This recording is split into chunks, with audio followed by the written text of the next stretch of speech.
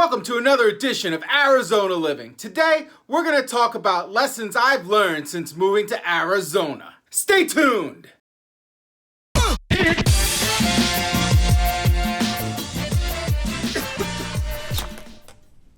I moved from New York, New Jersey to Arizona about 7 years ago. I kind of feel like I'm always telling that story, but I've learned a few things since moving here that I didn't initially know. So that's what I'm going to share with you today. Some of them are on a personal level, some of them just have to do with moving to a different state. And number one has to do with the temperature in Arizona, in the Phoenix Valley to be precise. Now, 6 months of the year, the weather's beautiful. However, 3 months of the year, the weather is hell. I mean, really, triple-digit weather.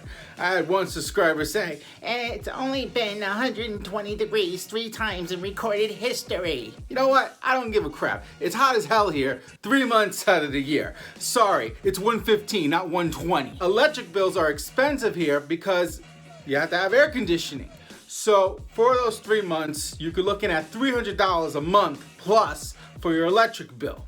So that's just to be something to be aware of. Now, another thing I learned is not to make political comments on YouTube because there are some crazies out there. So I will not say anything political on any of my videos. Woo! I much prefer to live on the east side than the west side. I lived in Avondale for a number of years. I really liked the house we had out there. It wasn't as large as the one we have now, but I just preferred one level, even though the kitchen and the bathroom were smaller. I just preferred it out there.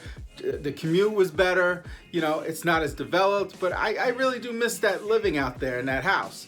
But now I live in Gilbert, and you know, a pro to living in Gilbert as opposed to Avondale on the west side is when I drive to home and work, I don't have the sun in my face. So that's better. I just think overall Gilbert's more developed, so I just prefer it over there now. For a while, I was driving without air conditioning in my vehicle. Believe it or not, it was 120 degrees and it was hot as heck. And so I was cheap. My car at the time had almost 300,000 miles. It wasn't worth the $1,500 that they wanted to fix the air conditioning. So I just dealt with it, you know? So I made sure I took the long way home at night so that way at least I would have some air circulating and it wasn't stop and go. If I could go back in time, I would indeed pay the $1,500 to fix the air conditioning because that was just horrible. It wasn't worth it.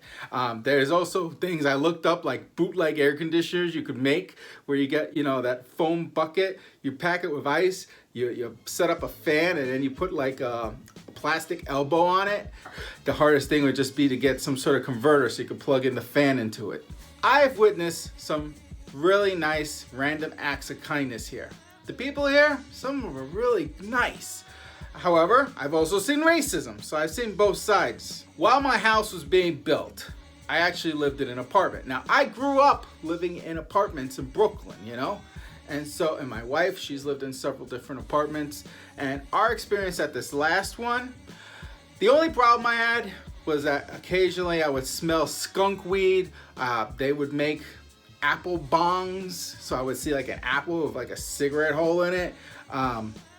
I mean, other than that, it wasn't that bad. Parking wasn't really a situation. It was not bad. I hardly heard my neighbors, vice versa. So, I mean, the only real issue I had with it is that we had a 1-bedroom with a 4-year-old. So that was a challenge, and 2 dogs. And the place only knew about 1 dog because you have to pay rent for your dogs here, believe it or not. So they only knew about the 1. When Sarah and I get older, we'll probably go back to living in an apartment, you know, because having a house is a lot of work, you know. I mean, back when I had the apartment, a cool thing was on weekends, I had nothing to do. I didn't have to mow yards, I didn't have to fix that or this, I didn't have to do nothing. Now for me, the absolute best thing about Arizona is the fact that there's no snow and low taxes. Another thing I learned is that preschools here are expensive. You know, my daughter's finally about to go to public school and we're gonna have to pay for early bird, late bird service. But I know some folks in New York that say that preschool over there is free. And I don't know if that's because, you know, they don't make a certain amount of money or whatever.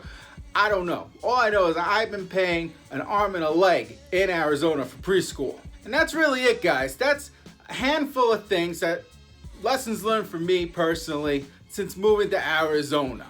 So please like, subscribe, and let me know below what lessons have you learned since moving to wherever you live. Till next time!